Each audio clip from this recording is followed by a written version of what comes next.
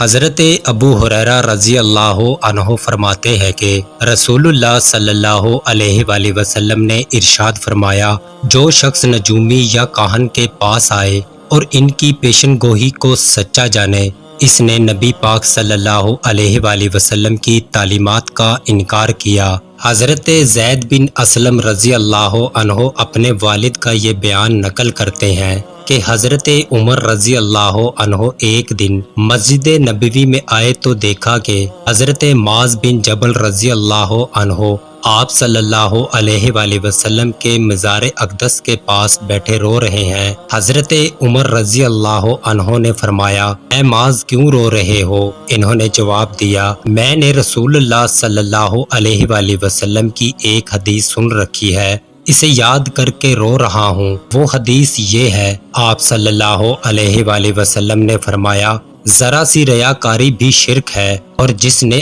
اللہ کے دوستوں سے دشمنی رکھی، اس نے اللہ تعالیٰ کے خلاف اعلان جنگ کر دیا۔ اللہ تعالیٰ ان چھپے ہوئے پرہیزگار نیک لوگوں سے محبت کرتا ہے۔ اگر کسی محفل میں وہ نہ آئیں تو کوئی ان کی غیر موجودگی کو محسوس نہ کرے، اور اگر کسی مجلس میں موجود ہوں تو ان کو کوئی پہچانتا نہ ہو۔